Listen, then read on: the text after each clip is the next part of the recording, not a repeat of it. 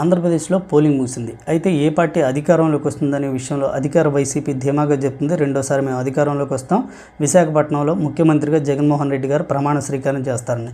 అలాగే తెలుగుదేశం కూటమి కూడా 100% మేము అధికారంలోకి రాబోతున్నాం, పోలింగ్ పర్సంటేజ్ పెరిగింది, వైసీపీ చిత్తుగా ఓడిపోబోతుంది, చంద్రబాబు నాయుడు గారు అమరావతిలో జూన్ 9నే ప్రమాణ స్వీకారం చేస్తారని వాళ్ళు కూడా కాన్ఫిడెంట్గా చెప్తున్నారు.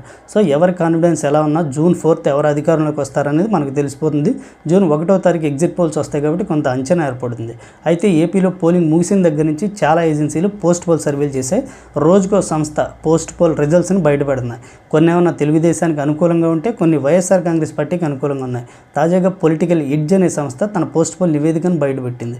సో వాళ్ళ పోస్ట్ పోల్ ఆధారంగా ఏ పార్టీకి ఎన్ని సీట్లు వస్తాయి, అలాగే ఏ పార్టీ అత్యధిక పార్లమెంట్ స్థానాలు కైవసం చేసుకుంటుంది అనే విషయాన్ని చెప్పారు. సో అలాగే ఏ పార్లమెంట్ పరిధిలో ఏ పార్టీ మెజారిటీ సీట్లు గెలిచే అవకాశం ఉందో కూడా చెప్పారు.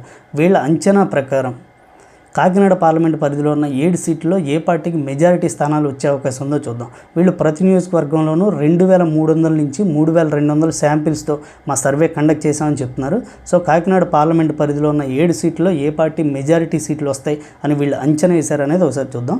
కాకినాడ పార్లమెంట్ పరిధిలో ఉన్న 7 సీట్లు చూస్తే కాకినాడ సిటీ, తుని, కాకినాడ రూరల్, పిఠాపురం, జగ్గంపేట, ప్రత్తిపాడు, పెద్దాపురం ఈ 7 సీట్స్ ఉన్నాయి. వీళ్ళైతే ఈ కాకినాడ పార్లమెంట్ పరిధిలో వైసీపీ కేవలం 2 సీట్లు గెలుస్తుంది, తెలుగుదేశం కూటమి 5 సీట్లు గెలుస్తుందని అంచనా వేశారు. వైసీపీ గెలిచే సీట్లు చూస్తే కాకినాడ సిటీ, తుని. ఇక తెలుగుదేశం కూటమి గెలిచే సీట్లు చూస్తే కాకినాడ రూరల్, పిఠాపురం, జగ్గంపేట, ప్రత్తిపాడు, పెద్దాపురం ఈ 5 సీట్లో ఖచ్చితంగా తెలుగుదేశం కూటమి గెలుస్తుందని వీళ్ళు అంచనా వేశారు. సో వీళ్ళ అంచనా నిజమవుతుందా, రాంగ్ అవుతుందా, లేదా రిజల్ట్కి వీళ్ళ అంచనా ఎంత దగ్గరలో ఉంటుందనేది మనకు జూన్ 4th క్లారిటీ వస్తుంది.